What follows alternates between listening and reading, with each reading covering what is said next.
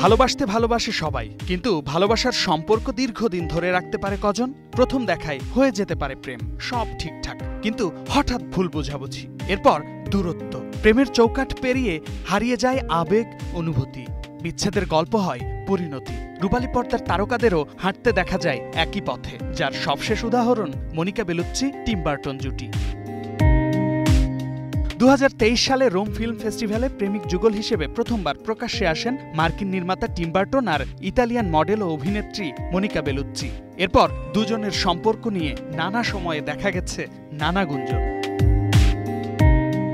এবার এই দুই তারকার ছাড়াছাড়ির খবরটি আর গুঞ্জনে সীমাবদ্ধ থাকেনি। 19 সেপ্টেম্বর যৌথ এক বিবৃতিতে এই প্রেমিক যুগল জানিয়েছেন তাদের চলার পথ আলাদা হয়ে গেছে। 67 বছর বয়সী টিম বার্টন ও 60 বছর বয়সী মনিকা পারস্পরিক সম্মান ও গভীর যত্নের মধ্য দিয়েই আলাদা হওয়ার সিদ্ধান্ত নিয়েছেন।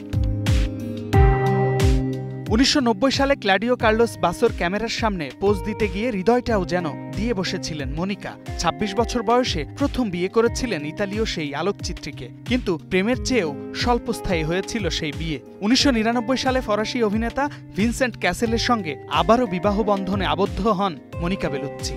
দুই কন্যা দেভা ও লিওনিকে রেখে 2013 সালে এই দম্পতির বিবাহ বিচ্ছেদ হয়। 2020 সালে নিকোলাস লেফেভ নামের এক ভাস্করের সঙ্গেও 3 বছরের প্রেমের সম্পর্ক ছিল মনিকা বেলুচ্চির।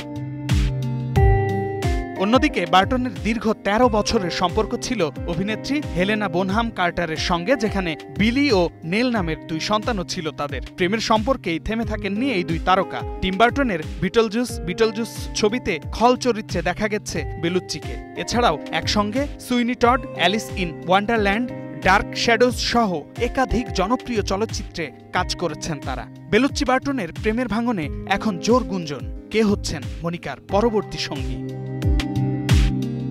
শামীম বিশ্বাস, স্টার নিউজ।